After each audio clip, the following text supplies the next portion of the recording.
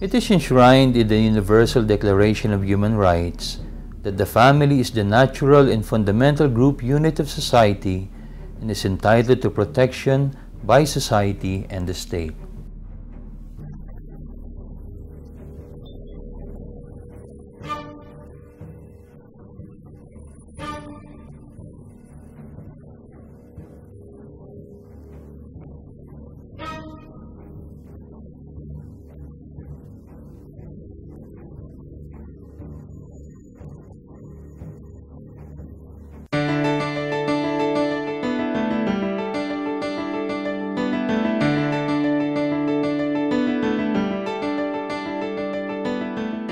Dahil dito, sunod-sunod na ang mga dokumentong pampamilya ang ipinahayag ng ating simbahan upang tulungan tayong tugunan ang iba't ibang mga isyu na kinaharap ng bawat pamilya.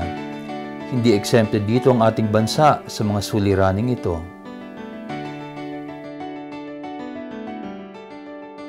Even though it is written in the supreme law that the state recognizes the sanctity of family life and shall protect and strengthen the family as a basic autonomous social institution, marami sa atin ang nakakaranas ng mga suliraning maaring maging daan ng tuluyang pagkawasak ng ating pamilya.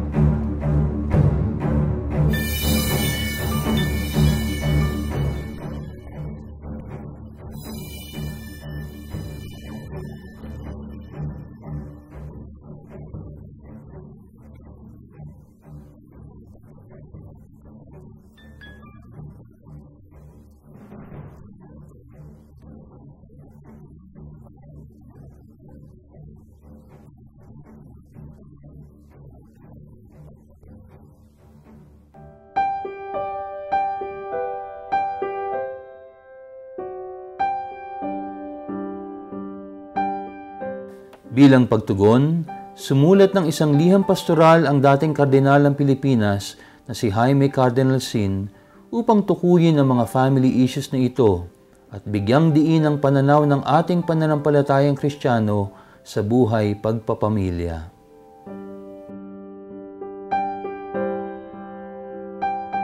Mula nang naganap ang World Meeting of Families sa ating bansa noong taong 2003, mabilis na lumaganap ang mga seminars at conferences sa tulong ng iba't ibang mga tagapagsalita na sumuri at nag-aral sa mga isyong tinukoy ng ating mahal na kardinal sa kanyang liham pastoral na pinamagatang Subtle Attacks Against the Family and Life.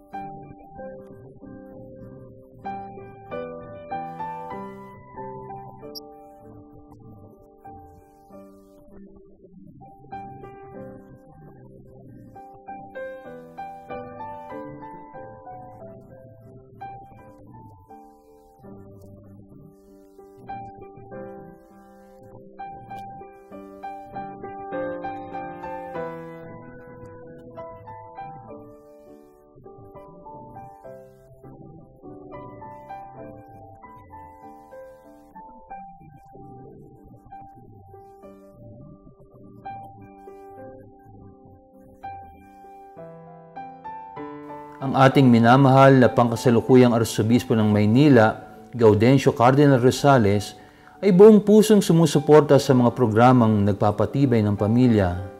Ito lamang ang paraan upang mapagtibay din natin ang ating lipunan at simbahan, sapagkat ang pamilya ay tinaguri ang pangunahing unit ng lipunan at bilang munting simbahan.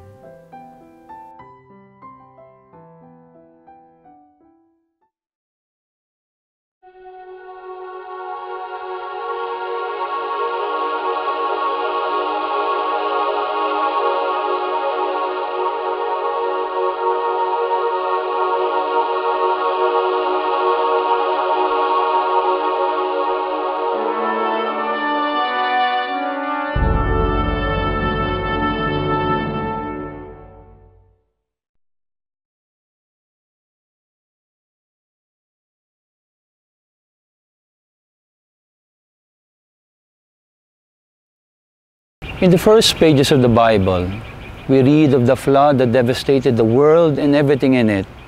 But Noah and his family were saved because they were safe aboard the ship that God instructed Noah to build.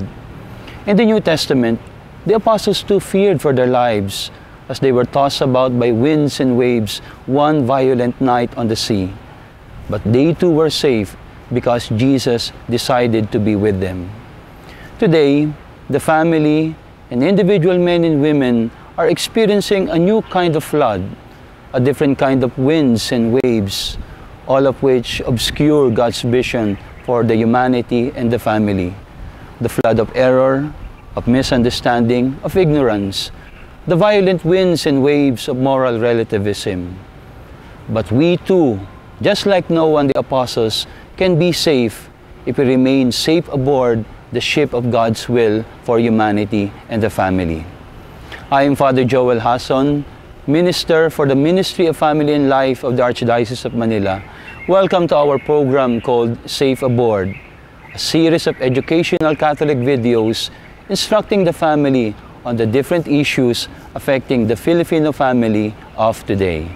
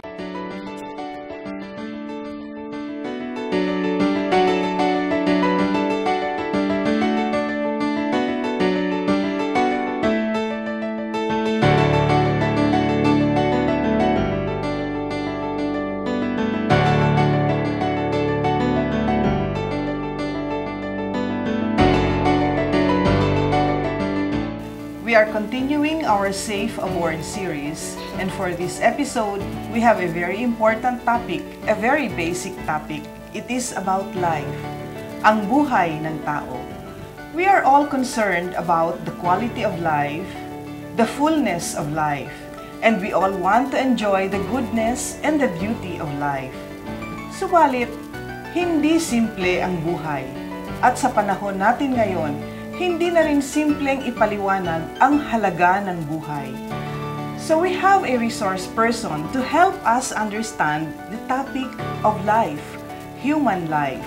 And what better person than a wife, a mother, who also happens to be a doctor. She is married to a business executive and they have been blessed with 4 children. She is a professor of medicine at UST. She is the chair of the Committee on Bioethics of the Makati Medical Society, and she is president of the Family Media Advocacy Foundation. Dr. Angelita Miguel Aguirre. Hello, Doctora. Hi, Dad. Thank you for inviting me for this particular session. Yes, we are very honored. And for this episode, we want to begin with a very basic question. When does life begin? Okay, that. But before I can do that, I have to show you pictures. Yes. Dahil mas madaling maintindihan ng ating mga manonood kung ano ba talaga ang simula ng buhay, kung ipapakita nila natin sa kanila, kung paano talaga ito nagsimula. Ito, nakikita mo itong larawan na ito. Ito ay ang ovum o ang itlog ni nanay at ang similya o ang sperm ni tatay. Pag sila ay nagkita, diyan na nagsisimula ang buhay. Yan yung fertilized egg. Sa pagtatagpo pa lang. Oo, sa pagtatagpo pa lang ng itlog at ng similya, doon nagsisimula ang buhay. At paano ba nangyayari yan? Well, of course, in the loving embrace, in that beautiful relationship between the husband and the wife, in that intimacy that is expressed, what we call conjugal act. No? Yes. Kasi importanteng sabihin natin yung conjugal act dahil it has to be within the sacrament of marriage. Yun ang dapat maintindihan, no? Kasi akala nila pwede mong gawin to kahit hindi ka kasal. Kailangan kasal muna, no? Kasi as Christians and Catholic, alam natin ang kasal ay sakramento. Hindi lamang ito isang piraso ng papel o isang kontrata. Oo. At dito sa loob ng pagpapakasal, doon bukas sa buhay ang mag-asawa. Oo. And then, let's go ahead, no, and discuss about how life progresses. So, from that moment of fertilization, yung pagkikita ng egg at ng sperm, after 1.5 days, magiging 2-cell stage na siya. Okay? And after the 2-cell stage, magiging siyang 4-cell. No? At dito sa 4-cell stage na to, meron siyang characteristic na tinatawag namin sa embryology ay totipotent. Ano bang ibig sabihin ng totipotent? Ibig sabihin, bawat isang cell na to is capable of developing into another complete human being. So, dyan yung kung accidentally may humiwalay, magiging twins, magiging triplets, o pwedeng maging quadruplets. No? Pero hindi naman yun ang usual. Hindi ba usual ay sa isang pagkikita, isang bata lang. Okay?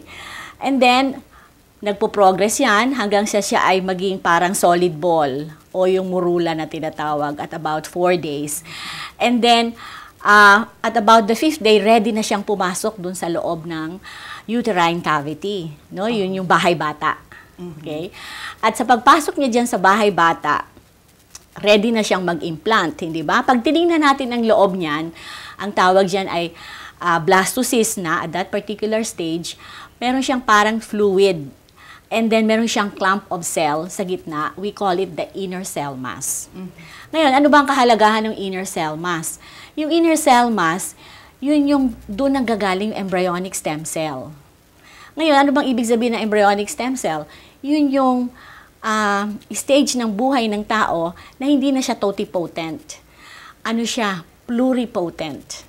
Ang ibig sabihin? Ang ibig sabihin, it's no longer capable of developing into another complete human being, but it is now capable of developing to body parts. No? Pwede siyang maging brain, heart, lungs, kidney. At bakit importante yan? Ito kasi stage na to, gustong pag-aralan sa research. No? Kasi nga, because of all these potentials. Pwede siyang, pwede kang mag-isip na, let's say, gagawa ka na lamang in the future ng mga kidneys, o kaya heart, in the future possibility na pagkailangan mo ng kidney transplant or heart transplant, pupunta ka na lang doon. Parang that is one potential na nakikita nila. At plus, gamot sa mga sakit. Pero kaya lang, tama ba yon? Kasi para mo magawa yon, yung research na yon, papatay ka ng tao at the 5th day of life. No? 5th or 6th day of life, papatay ka. Hindi tama yun, hindi ba?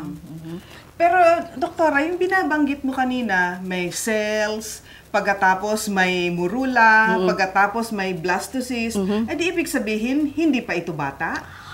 Pero ano na yun? Kumpleto na ng genetic code. Nandun ang kalahati nun, 46 chromosomes, 23 kay nanay, 23 kay tatay. So, ang genetic code nun, kumpleto na. Yung lahat ng mamanahin kay nanay at kay tatay, nandun na. At saka, hindi mo pwedeng sabihin walang buhay yan kasi the fertilized ovum contains the principle of life.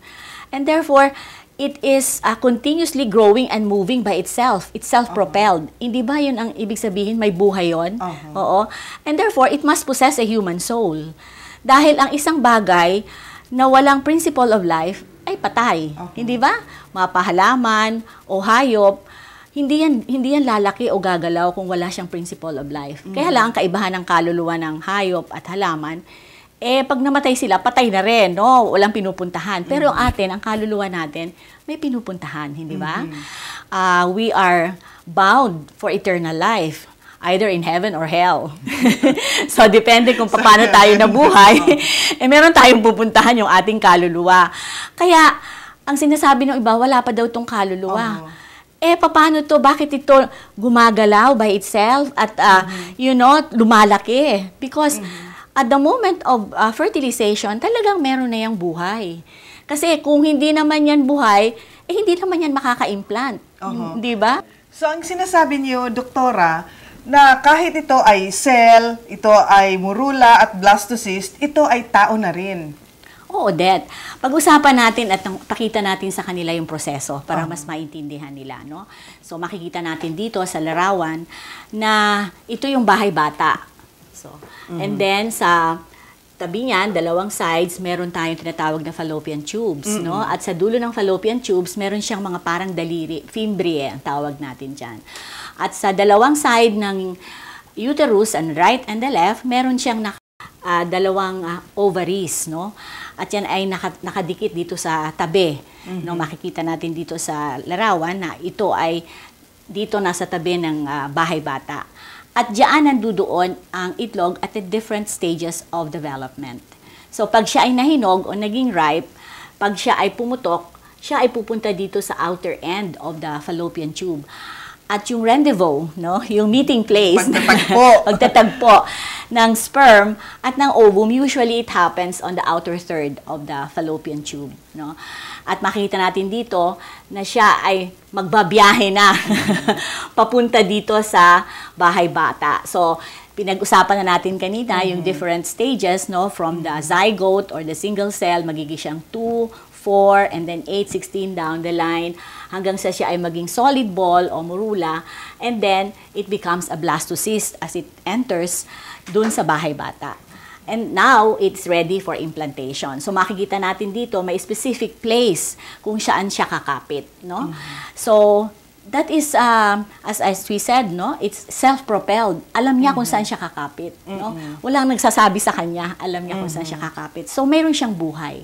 So, it's important na malaman natin na anything that will interrupt this process from the moment of fertilization to the implantation, anong itatawag natin doon? Death.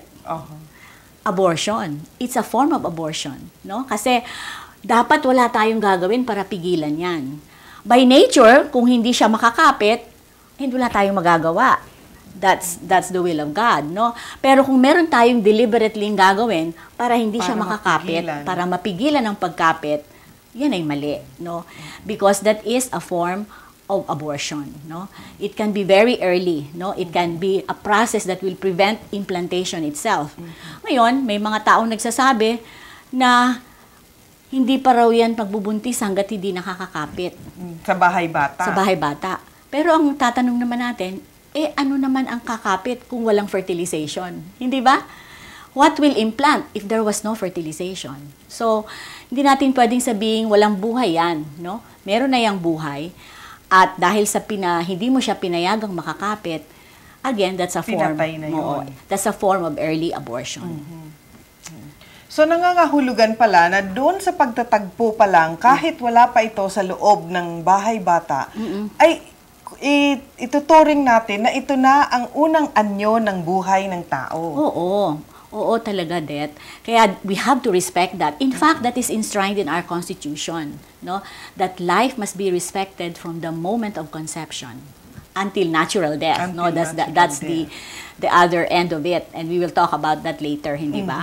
Gusto ko rin ipakita sa iyo, Det, itong retrato ng close-up nung blastocyst pag siya ay nakakapit na, no? Dahil ito nga yung gustong pag-aralan ng maraming researchers dahil sa maraming potentials niya. But as we said, hindi tama, no, na kayurin mo yan at ilaglag para mo siya mapag-aralan dahil tao yan at the early stage of development. Kasi kung pababayaan mo yan, magiging siyang katulad natin. So, Diba? mga ilang araw pa lang yan? 5 to 6 days yan, no? So, yan, gusto na nilang kunin at pag-aralan para nga dahil dun sa embryonic stem cell. So, isang malaking issue yan sa ibang bansa, no? But fortunately, sa ating bansa, wala pa niyan, ano? But in other countries, that's a major issue because they want to research on this particular human being at the early stage of development. So that makes it unethical and immoral. Baka marahil ang inaakala nilang mga tao, yung katulad lang natin na meron ng mga body parts ng tao. Oo, yun ang gusto nilang makita, no? That's why even the fetus is not considered a human person by certain groups. But alam naman natin na tao na yun eh, hindi ba? It's a denial for convenience. I think it's really a denial because of certain reasons. Meron tayong sinasabi na, ay, dugo pa lang yan. So, ibig sabihin, hindi yun totoo. Oh, hindi. Na dugo lang yun. Alam mo ba, ang pagtibok ng puso ng bata, nag-start yan sa 18 to 24 days. Ha? From the moment na siya ay nabuo. Maaaring hindi pa alam ng Hindi iba pa alam ng nanay. na Oo, buntis na pala oo. siya. Hindi pa niya alam na buntis siya, tumitibok na yung puso ng baby. Kaya yan ang paborito kong sagot, Dete. Pag tinatanong nila, Angie, bakit ka nasa pro-life? Eh, di ba cardiologist ka? So, ang lagi kong sinasabi, because abortion stops a beating heart. Di ba? Because mostly, yung mga nanay na naglalaglag, nilalaglag nila ito on the first month, no? Kasi sabi nila, dugo lang. No, at that point, tumitibok na ang puso ng baby. At 8 weeks, no, which is also another phase of the life of the baby na madalas nilalaglag siya, hindi lang siya completely formed, meron na siyang fingerprints, no? So, importante talaga na maintindihan ito ng mga kababaihan, lalo na ng mga nanay at ng mga tatay. Di ba? Importante maintindihan nila yan. Oo. Kailangan siguro ipaliwanag nga na ito ang itsura ng tao at 1 second old. O kaya 1 hour old. Yeah, oo. Yan ang gusto nating ipaturo sa biology. So, but unfortunately, hindi tayo sigurado kung lahat ng teacher sa biology ito ang tinuturo. This is an important part of teaching human sexuality.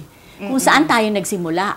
Dahil kung maintindihan niya ng bata kung paano siya nagsimula, igagalang niya ang buhay. At makikita niya kung bakit sagrado yung conjugal act.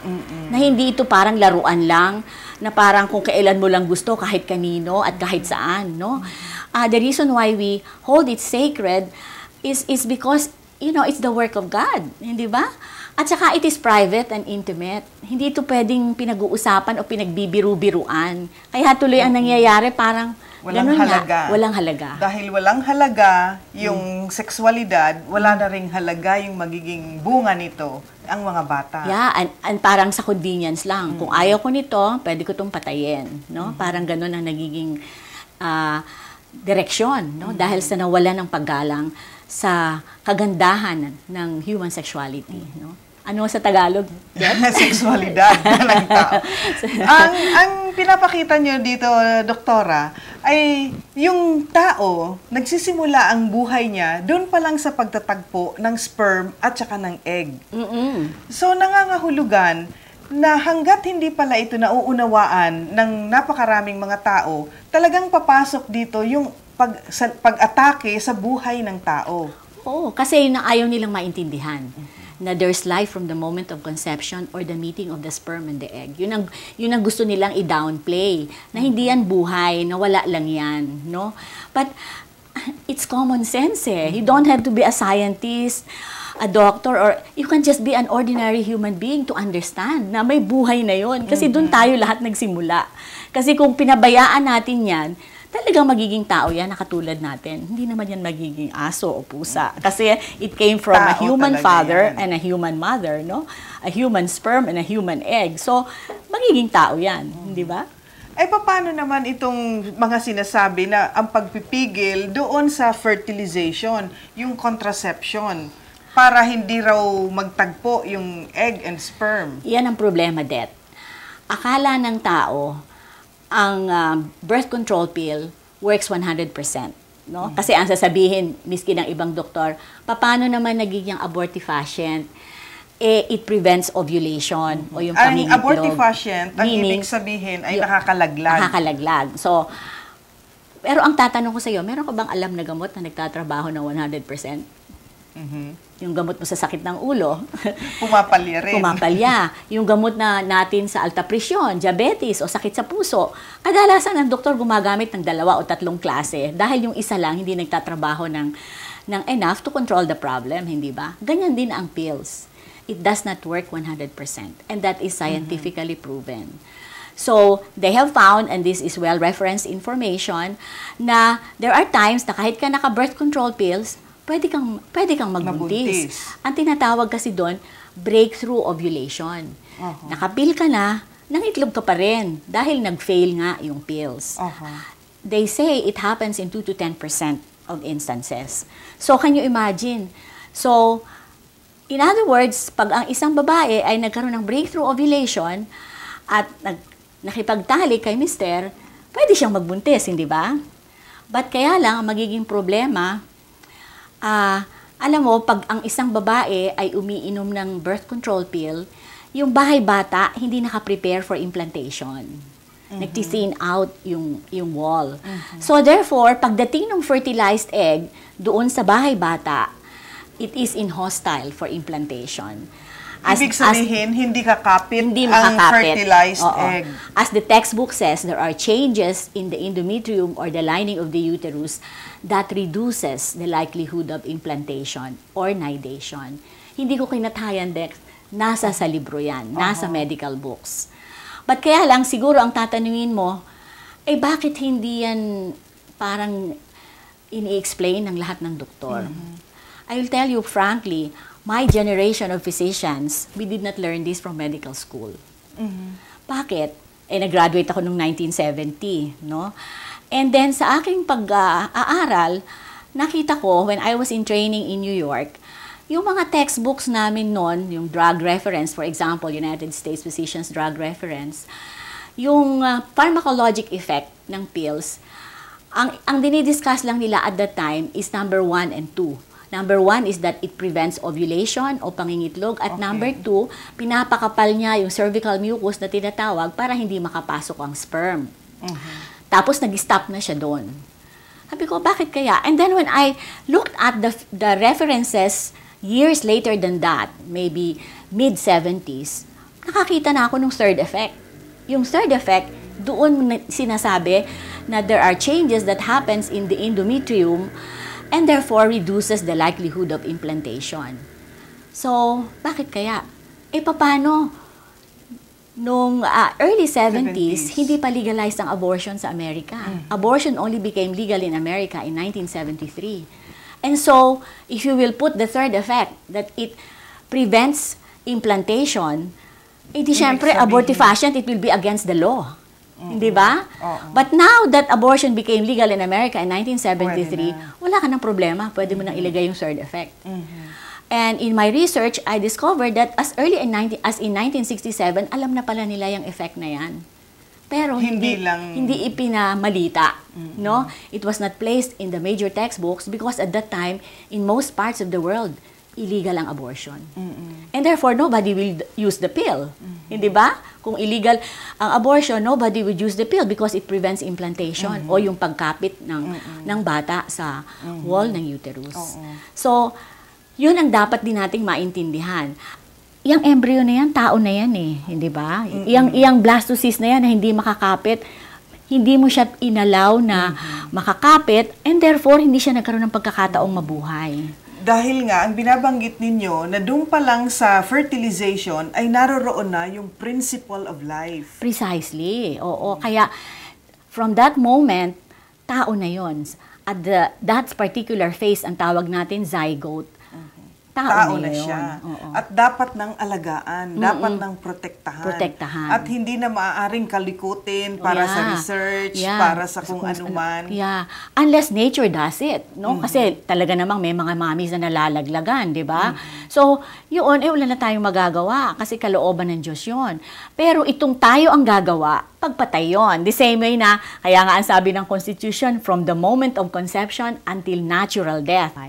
Diba? So itong sinasabi ninyo pala na effect ng pills na nakakapalaglag, ito ay indirect na hindi naman niya talaga ilalaglag kung hindi walang pagkakataon upang kumapit yung fertilized egg doon sa bahay bata. Well, actually, kaya hindi siya mabubuhay. Oo. Actually, it's a direct attack also on the baby itself because it is something that prevents the baby, something that you do that prevents the baby from implanting. Diba? Kasi nga, uminom ka ng pills, so nag-thin out yung bahay-bata mo, hindi siya fertile for implantation, and therefore, nalaglag yung bata. No? So, yan ang pinaka adverse effect ng pill na hindi maganda. Kaya, it is an abortifacient. It's a chemical abortifacient.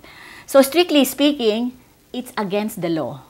Dahil it prevents life, no, from implanting, from developing completely, and our Constitution protects it from the moment of conception. Hindi ba? Na hindi ito nalalaman ng mga umiinom ng pills. Yeah. Dahil akala lang nila ay napipigilan ang pag-release ng egg cell. Yes, yun ang dapat maintindihan ng mga nanay. At ang sinasabi namin, ang mga doktor, lalo na ang katolikong doktor, meron siyang responsibilidad na i-explika sa pasyente ang mga effect na ito. Dahil ang pills naman hindi gamot sa sakit, no? Kasi kung minsan sasabihin ng doktor, ay pag sinabi mong lahat ng adverse effects, ay di matatakot na ang pasyente. Merong katotohanan yon, lalo na sa mga gamot na gamot sa sakit. Ang pills hindi naman gamot sa sakit Hindi ba? It's a method of what they call planning a family. And you know that not all the methods are ethical or moral. And therefore, as a Christian and Catholic physician, meron kaming responsibilidad na explika yan sa aming mga pasyente. Para naiintindihan nila at nang makapag-isip sila ng ibang paraan na hindi lalabag sa kanilang konsyensya at paniniwala. Hindi ba? Pero ang maganda rin kasi siguro dito ay intindihin natin kasi sinasabi na ito raw ay mga modern methods. Therefore, mas maayos o mas ligtas ang kabuhayan ng isang ina. Isa pa rin yan sa hindi ini-explikang mabuti, Det. Ngayon, ay gusto kong i-share sa iyo itong libro na nadiskubre namin. Ang title niya, The Greatest Experiment Ever Performed on Women. Written by Barbara Seaman, no? At ano ba ang sinasabi dito? Si Barbara Seaman is not an ordinary American lady.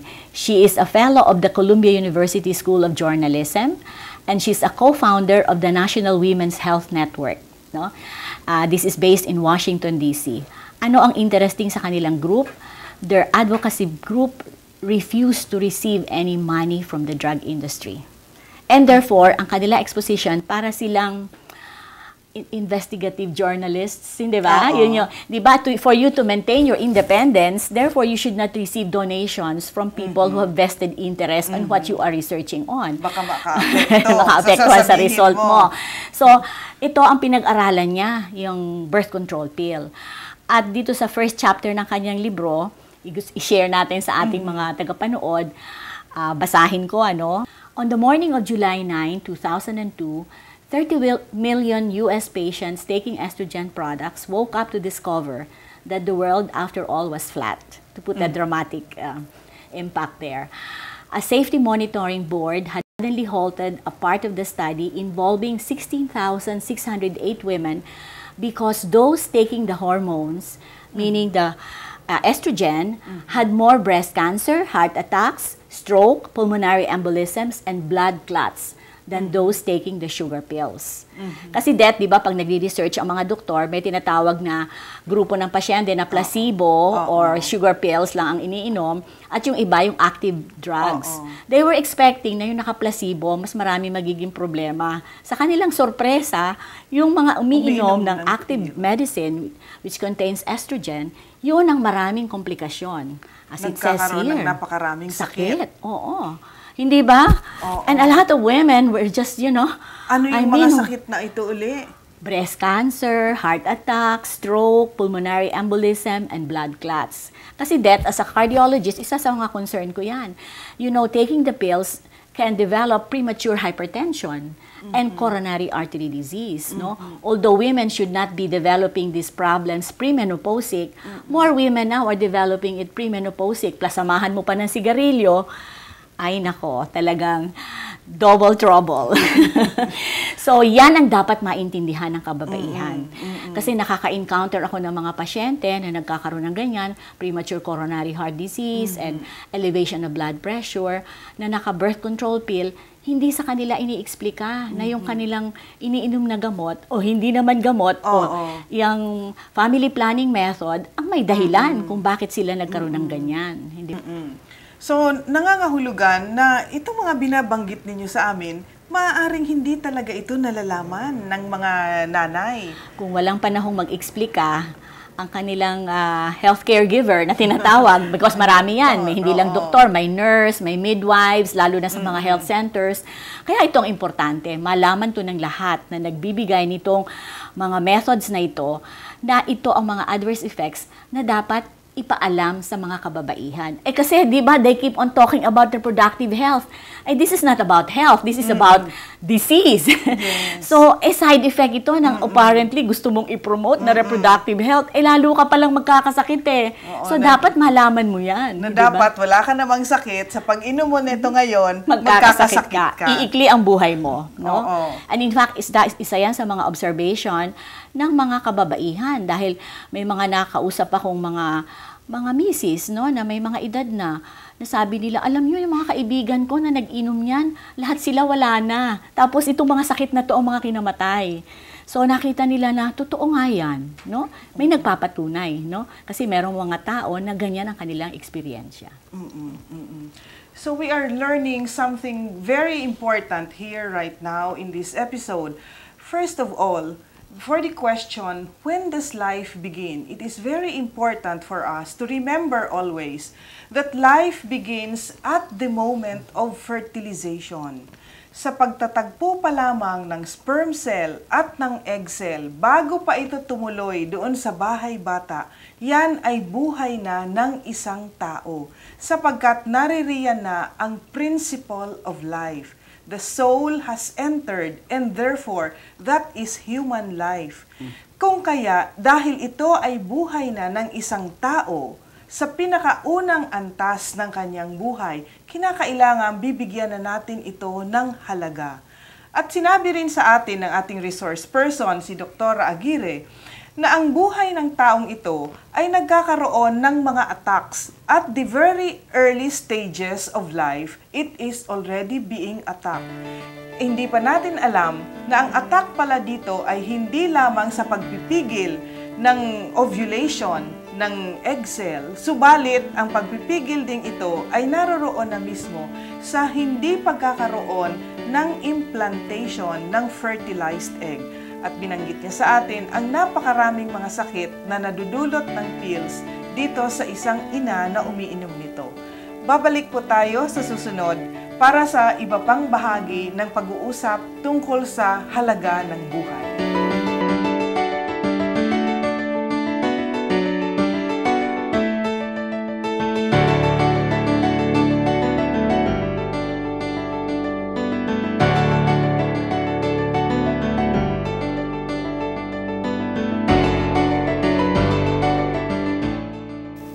In this second part, we shall continue to discuss about the value of life.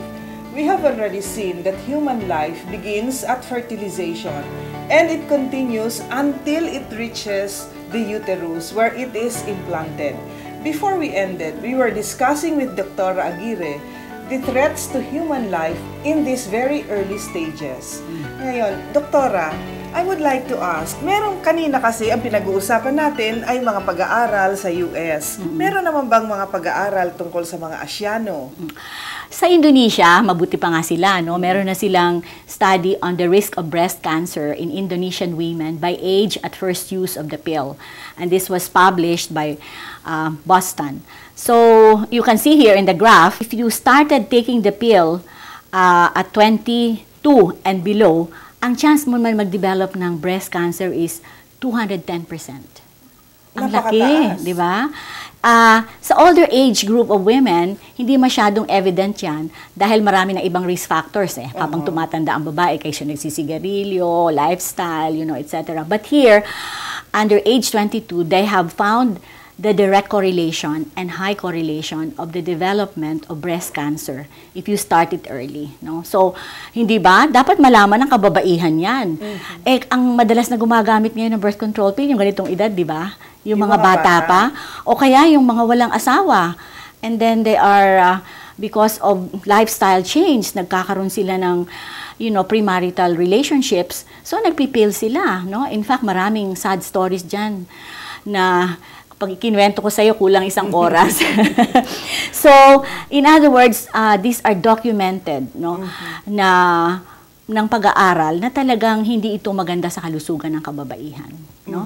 So, dapat natin itong maintindihan. At of course, sa Amerika, mayroon na din silang mga meta-analysis. So, hindi lamang itong isang research na sinite ni Barbara Seaman, si Chris Kallenborn has shown that there is a link, between the birth control and cancer. No? So, they can access that by internet to Dr. Chris Kallenborn. And I'm showing this also to our listeners and our viewers. But it doesn't seem to be a fact that is commonly known. Alam mo, sa ating bansa, totoo yan. Pero in America, I have watched on television an advertisement, of the pill, sinasabi nila lahat ng adverse effects, from thromboembolism, to stroke, to hypertension, to heart attacks, to breast cancer. Sinasabi lahat because stricto dun ang advertising board. Kailangan yung informed decision. Ay dito, como developing countries tayo, miski sumulat tayo sa Ad Board of the Philippines, ang sasabihin sa atin, wala naman sinasabi yung BFAD So therefore, kailangan din na tanungin natin ang BFAD, bakit hindi nila nire-require ito na ipaalam ng mga nag-a-advertise ng birth control pill all about these adverse effects on the health of women. Because after all, di ba, ang kanilang pinopropaganda dyan, para daw ito sa kalusugan ng kababaihan, yung pala para sa pagkakasakit. Dahil ang daming adverse effects na hindi pinapaalam sa mga kababaihan. Tingnan mo, meron tayong statistics ng leading causes of cancer among women in the Philippines. No? In the Philippines ito? In the Philippines. 2005 statistics. Makikita mo dito, number 1 ang breast cancer. Number 2 ang cervical cancer. So, tatanungin minsan ng iba, hindi po ba ang breast cancer namamana? No. Ang totoo niyan, 5 to 10% lang of women with breast cancer have genetic predisposition. Okay. So napakaliit pala yung may percent genetic na namamanahin. Namamanahin. Pero yung 90 to 95% of women who develop breast cancer did not inherit it or had no genetic predisposition. At ang nakitang mga dahilan ay ito, mga estrogen products. No? Isa yan sa mga dahilan aside from many other factors. So kung yung akala mo, kasi yung ibang kababaihan sasabihin nila, okay lang to kasi wala naman akong kamag-anak na nagkaroon ng breast cancer. That's not true. If you take the hormones and the synthetic estrogen, you will have the risk, you will develop the risk of developing breast cancer. At dapat nilang maintindihan yan. So, ito yung isang side effect na hindi karaniwang nalalaman at sinasabi sa kababaihan. At eto pa, Det, hindi lamang yan nasa mga research work, even the WHO, the World Health Organization, through the International Agency for Research on Cancer, itong International Agency for Research on Cancer finds combined estrogen, progestogen, contraceptives, and menopausal therapy as carcinogenic to humans. Announcement yan. Ng WHO. Ng WHO. And this IARC Monographs Working Group has concluded that this combined estrogen, progestogen, oral contraceptives, and the combined estrogen, progestogen, menopausal therapy are carcinogenic to humans. Group 1, after thorough review of published scientific evidence. Can you believe that? Okay. I mean, since 2005, may official statement na sila. Bakit hindi alam ng karamihan ng mga kababaihan? At bakit hindi ito sinasabi ng mga doktor na nagbibigay ng birth control pill? Hindi ba unfair? Ano naman yung group 1 category? Ang ibig sabihin niyan, that there is sufficient evidence of carcinogenicity in humans. So, ibig sabihin, sa mga pag-aaral, nakita na talagang pwedeng mag-cause ng cancer. So, dapat malaman ng kababaihan yan, hindi ba? Sinasabi kaya yan dito sa atin? Alam mo, yung aking mga students sa bioethics did a survey no, sa mga kababaihan na nasa isang outpatient department no, ng isang ospital. No?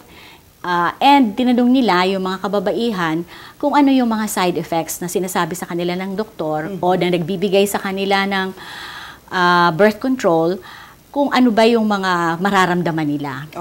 Alam mo ba, ang karamihan, more than 50%, ang sinabi lang sa kanila, headache, increase in appetite, or increase in weight. O di, syempre, minor lang yon, hindi ba? So, wala naman palang serious na side effect eh. Pero, yung nagsasabi ng mga serious side effects, katulad ng cervical cancer, hypertension, breast cancer, cerebrovascular accident, meaning stroke or heart attack, less than 20%.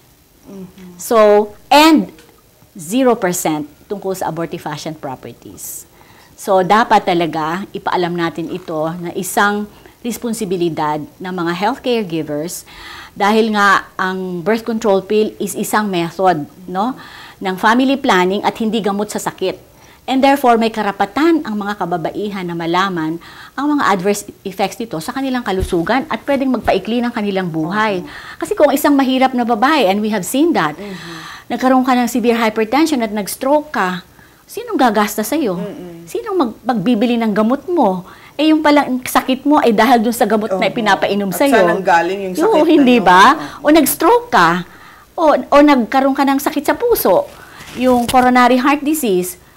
Well, meron akong isang pasyenteng na-encounter, nagkaroon siya ng bypass surgery, menopausic, and then ang kanyang history is over 10 years siyang uminom ng birth control pill. Pero hindi niya alam na may relasyon yun doon sa kanyang premature coronary heart disease. And that's also documented in research studies, no? Eh, mabuti siya. She can afford to have a bypass surgery, no? Which is about $500,000. Eh, paano yung mga kababaihan who cannot afford? Eh, di wala. You know?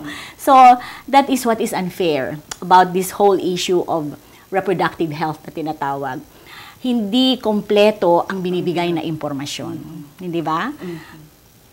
Pero itong pagbibigay ng impormasyon, ito ba ay para sa mga Katoliko lamang na dapat nating i-demand na ang paniniwalang ito ay labag sa ating paniniwala? Yung pati isang misconception. Akala nila ang may isip na ganito ay mga Katoliko lamang. Actually, in Christian morality, it's important na maintindihan natin kung bakit mali ang birth control. And in fact, we encountered a book entitled Open Embrace. This is written by a Protestant couple named Sam and Bethany Torode. At ang sabi nila, sa kanila research sila kaya nila nalaman kung bakit mali pala to. Akala natin itong sinasabi nilang modern methods of contraception, ngayon lang yan. Nung araw, nung panahon ng mga pharaohs, ginagawa na pala nila yan. Ang mga reyna, umiinom ng mga potions, no? And since hindi naman sila palaging effective, nag-a-abort din sila, no? And therefore, at that time, the Christians were different because they lived in a culture that practiced self-mastery, hindi ba? And chastity before marriage, and that faithful relationship between a man and a woman, no? And that marriage should be open to life. So, unique yan sa Kristiyano. Miski nung araw, di ba nung araw ang Kristiyano pinapakain nga sa leon, hindi ba? O sinusunog ng buhay. So, in other words, yung discomfort ng mga pagans about the virtues of the Christian is not something new. It's old. Doon kaya marami tayong santo, hindi ba? At mga maraming Kristiyanong naging martir dahil doon sa paniniwala nila who made the pagans uncomfortable. So, nangyayari din yan ngayon. Hindi ba? Nangyayari. So, parang talaga, ang bumabalik tayo dito sa pinaka-basic principle na napakahalaga ng buhay. That human life is sacred. Pero itong mga contraception na ito, saan ito nakabatay? Bakit kinakailangang ikalakal ang paniniwala na dapat ay magpigil sa panganganak? Ay kasi sinabi nila masyado daw maraming tao. Hindi ba? Yung overpopulation myth na tinatawag. But ang sabi nga ni John Paul II, Miski nung panahon ng mga pharaohs, again, no? Ginawa na nila yan dahil, di ba, natakot sila, dumadami ang mga Israelitas. And so the Pharaoh made a direction na lahat ng mga batang lalaki na Israelita ay patayin pag sila'y pinanganak. Eh, hindi ba nakaligtas lang si Moses dahil sa pinaanod siya sa ilog, no? Dahil siguro na-inspire ng Holy Spirit yung kumadrona na pinaanod siya sa ilog. And so the Holy Father says, ang population control, mali na noon pa. Mali pa rin siya ngayon. At saka, of course, it's another discussion, no? Another hour's discussion, na makikita natin na ito ay isang kathang-isip lamang. Hindi totoo na marami ang tao. In fact, in many parts of the world, dahil sa active population control, Europe and America are graying. No? Ibig sabihin ba, mas maraming matatanda. Well, sa Amerika siguro, sa United States, hindi masyadong nafe-feel yan dahil they have a strong immigrant population. Marami dyan are non-whites na, hindi ba? But in Europe, since hindi naman sila nag-a-accept ng mga immigrant population as open as the Americans, hindi ba? Kaya kailangan nila ang caregiver debt eh. Kaya ang kanilang invitation is so strong because they are paid so much. Kaya ngayon, minsan may mga ibang doktor na gusto nang maging nurse because of the, the monetary benefits also, no? That entails being a caregiver. Of course, that's healthcare also. Pero kaya lang, kailangan nila talaga ng mag-aalaga dahil mas marami na ang senior citizen kaysa mga bata na pwedeng mag-alaga. So, ibig sabihin, yung contraception talaga ay napakatagal na sinasagawa at nakikita na natin ngayon yung adverse effects nito sa populasyon. Alam mo ba, Det, even ang International Planned Parenthood, yan ang #1 promoter ng birth control worldwide. In a publication written in New York Times, ano ang sinabi nila? Planned Parenthood will continue to provide not only sex education and contraception, but also abortion. Eh, bakit kung may contraception na, anong kailangan pa dun sa abortion? Eh kasi nga, alam naman nila, first of all, it's a chemical abortifacient, hindi ba? And plus the fact na alam nila na may failure rate. Tingnan mo itong graph na ito. This is a study done again in the United States kung ano ang failure rate ng mga birth control methods na ginagamit. From pills, IUD, condoms, no, and all the others, barrier methods. Married, unmarried, and cohabiting, meaning ito yung short time relationships, at yung cohabiting, meaning nagli-live-in. Makikita mo sa graph na ito na pinakamataas ang failure rate in spite of the methods of birth control that they are using among the cohabiting. So, kung ang isang babae nagsasama lang, chances are, ito yung mga nag-aaral pa, sabihin nila, hindi pa sila handa, hindi pa sila tapos mag-aral, wala pa silang bahay, and many, many things. So, what will be the chances of the baby? Pag nagbuntis yan, because of a failure rate, they will have the baby aborted, no? So, makikita mo kung bakit the more you use birth control, because of the high failure rate, the more there will be need for abortion as a backup. So, kailangan sirain mo muna yung value system ng isang society para ma-accept mo yung contraception, and then pag na-accept mo na yung contraception, madali mo na rin tanggapin ang abortion. Kasi ang sasabihin, ay, hindi ako handa dito.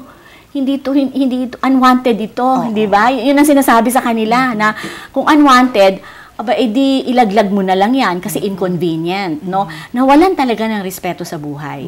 So it's really an anti-child mentality. Yes, that's why the contraceptive mentality is something that will not stop there. Kasi pag na-accept mo na yan, at right now, our country is in that phase, kaya madali na. That's why they're hurrying up, na para talaga magkaroon na tayo ng mga paraan para eventually malegalize ang abortion. So ano ang batayan ng lahat ng pagpipigil ng mga panganganak na ito? Dahil nga sa sinabi sa atin na kaya tayo mahirap ay dahil tayo'y marami, no? Dahil sa overpopulation myth, no? And alam naman natin na hindi totoo 'yan. At saka ang population control, hindi naman pala yan nagsisimula ngayong mga panahon lang na tayo ay tao na. Miski nung panahon pala ng mga pharaohs again, meron na din yan dahil na bahala sila dahil dumadami ang mga Israelitas. Dahil ngayon, ang nakikita natin, dahil sa kakokontrol ng mga tao, mas marami na ngayon ng matanda. No? Kasi ang sabi ni Julian Simon, this is an American demographer, hindi naman siya Katoliko, ang sabi niya, it is not slower population growth that will bring prosperity, but it is prosperity that will slow population growth. Kasi as we increase economically, syempre people are busy. They're doing many things. Husbands and wives are doing not only professional work, but also community development, etc. So, di ba by nature, pag stress tayo mga nanay, we ovulate less. So, that's one of nature's way, no? So, kasi yun na nga, stressed out na nga ang mga kababaihan. Pagkatapos magpe-birth control ka pa. At saka ang isa pang side effect ng birth control, Phil, infertility. So, yung mga ibang kababaihan, sa birth control, kung gusto nilang mga anak, hindi na sila mga anak. So, yun ang isa ring problema. Oo. So, baliktad pala. Kinakailangan, upang pangalagaan yung quality of life, there should be development. Yes. In order to bring about... The problem of poverty should be addressed by economic development. Authentic liberation of the poor from poverty is through education. Let's educate them. Let's give them basic education. Pero ang problema sa bansa natin, meron bang seryosong attempt to educate the poor? Hindi ba? Yun ang dapat mag-zero in ng gobyerno. Bigyan ng pagkakataong makapag-aral ang mahirap. Kasi pag nakapag-aral siya, he can make wealth. Hindi ba? But in the search for the population control, one of the methods that is now being actively pushed is the use of condoms. Yan ang isang malaking problema dahil ang condom has the highest failure rate, no, among the artificial birth control, 4 to 30%. And therefore, high transmission also of sexually transmitted infections, no. So makikita mo dito sa larawan na to, no, kung i-magnify natin yung sperm ng ganito kalaki, tuldok lamang yung HIV virus. And then, pinakita ng mga pag-aaral, ng mga rubber experts, hindi naman ang Dr. Rubber expert, di ba? So, mga rubber experts sa Amerika, pinapublish ito sa Washington Post, no? That there are intrinsic voids that are shown by electron microscopy. At yung mga intrinsic voids na yan, tingnan mo itong mga butas na ito, this is between 5 to 50 micra. And yung intrinsic na butas ay parang sa kasing laki ng doorknob. So therefore, makakalusot, no? So hindi siya 100% protective. So ang sinasabi ninyo na itong condom which is made of rubber ay talagang likas sa kanyang pagiging rubber ang magkakaroon ng mga maliliit na butas. Oo, tinatawag na intrinsic voids. Kasi sabi ng mga chemist, pag daw nagdikit-dikit yung molecule, hindi naman daw yung flat na flat. May mga in-between yun. Ang tawag nila intrinsic voids. At doon sa butas na yon na intrinsic void, ay mas malaki yung butas kaysa doon sa HIV virus. Oo, kasi 0.1 micron lang HIV virus eh. Samantalang ang butas, 5 to 50 micra. 5 to 50. So, lulusot talaga. Lulusot, kung makakalusot. Kaya tumataas din. Kaya tingnan mo itong graph na ito, hindi naman ito nanggaling sa simbahan. Itong graph na ito ay galing sa mga agencies na nagpo-promote nito. So makikita mo, sa dami ng dinistribute nilang condoms worldwide in billions, ay parallel ang pagtaas ng HIV infection. Kasi kung effective yan, dapat bumababa ang HIV infection the more you distribute, hindi ba? Ay the more you distribute, ganun pa rin kataas yun, parang parallel, magkasabay silang umaakyat, no? So in other words, medyo nababawasan, pero marami pa din, no? Kaya hindi tayo dapat magtaka. Kung saang bansa yan available, right and left, available in the bendo machines, doon mas mataas ang HIV infection. So, nangangahulugan na habang pinopromote mo pala itong condom, ay nakaka-promote ka rin ng sexual promiscuity, and because of the failure, you will also be having a higher incidence of HIV. And other sexually transmitted infection. And there's another virus that is not protected by the condom at all. The human papilloma virus. No? Kasi yan, it's warts. So, hindi mo naman pwedeng matakpan ng rubber ang perineum, no? O ang lahat ng parte ng genital area ng mga tao, ng kababaihan o ng kalalakihan. So ito, 0% in preventing HPV infection. At itong HPV, kaya ayaw natin ito ang major cause ng cervical cancer. So, dapat malaman yan ng mga tao. No? So ano ang lifestyle which will promote the sacredness of life? Sa atin, no, at hindi lamang ito dapat sa mga Kristiyano at Katoliko, but in fact, the Muslims promote the natural way of spacing families or children, no? For responsible parenthood, yung authentic. But we don't offer this as a method. It's a way of life, no? Kasi ang Billings ovulation method is a way of life. It respects the beauty and sacredness of the unitive and procreative aspect of the conjugal act. Ibig sabihin nun, hindi ba? Hindi natin pwedeng paghiwalayin. It has openness to life, although it makes use of the period when the mother is infertile. And we can learn that through the method developed by Evelyn Billings. She's a doctor from Australia. And guess what? She's a pediatrician. Hindi siya obstetrician. So in other words, when you are given a calling on how to develop something that can help, no, the sanctity of life, no, the respect for it, ibibigyan ka ng inspirasyon ng Diyos, no? And like Evelyn Billings.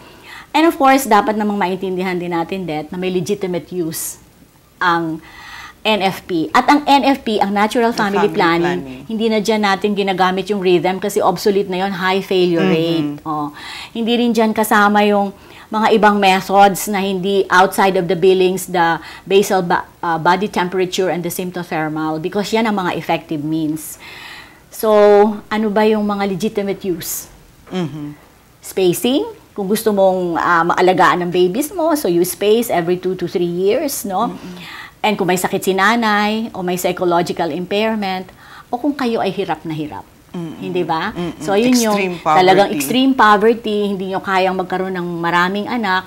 And then, of course, yung responsibility ng continuous communication between the husband and the wife, no? So, yun ang importante doon. Yun ang kaibahan, no? Ayaw nating ma-develop, even through the natural family planning, ang contraceptive mentality. Kasi makikita pa rin ng contraceptive mentality kahit natural method ang ginagamit mo na ang bata ay parusa. Di ba? Yung parang hindi regalo ng Diyos. Kaya tuloy maraming child abuse ngayon eh. Kasi ang tingin ng magulang sa bata parang property. Para bang kotse o bahay. No? But children are gifts from God. We have to nurture them, we have to take care of them, we have to bring them up so that they can all eventually go to heaven, no? 'Di ba? Yun daw ang responsibility natin as mothers, hindi ba? So, yun. But what you are saying is that the proper use of human sexuality is within marriage. Yes. And children are raised in a family. Yes. At saka isa pang nakikita natin dito, that, and this is the experience of observers and researchers in America, ang mga gumagamit ng Billings ovulation method in America, much lower ang incidence ng divorce and separation. Why? Because there is a communication between the husband and the wife, you know? The wife is not just a sex object. At saka kung tatanungin mo kung ano yung method and user effectiveness at saka continuation rate, again, I'll show you the graph. The study in Shanghai, makikita mo, pinakamataas ang graph dyan, comparable to all the artificial methods, ang Billings, no? At sa Amerika din, ganun din ang experience. So, siguro ang itatanong mo, bakit hindi popular? Kung ito ang pinaka-successful, bakit hindi siya pinopromote? Walang pera dito, Det. Values education lang.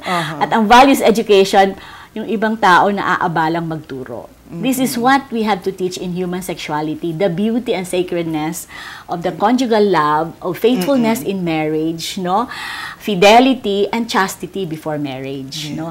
Yan lang. Kasi miski even the textbook of OBGYN says that the only thing that will work 100% in preventing pregnancy if you're not ready for it is abstinence. Because kahit yung tubal ligation, which will be another topic, will not prevent it 100%. Marami ding adverse effects. Yes. And it should be within marriage so that in case there is conception, human life is welcomed. Yes, oo.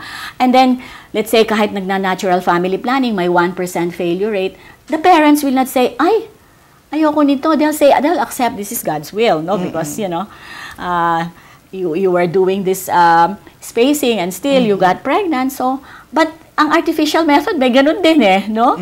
But then, since mindset mo na nga is, ayoko nito, pinapalaglag. Okay. Diba? Oo.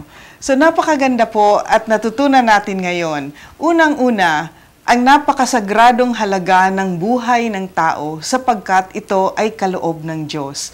At pangalawa, ang buhay na ito ay higit sa lahat sagrado rin ang paraan ng pagsisimula at ang pagkasagradong ito ay nasa loob ng pagpapakasal sapagkat ang dalawang taong nagmamahalan, ang isang ama at ang isang ina na nagmamahalan ay bukas ang kanilang puso upang tangkilikin ang magiging bunga ng kanilang pagmamahal.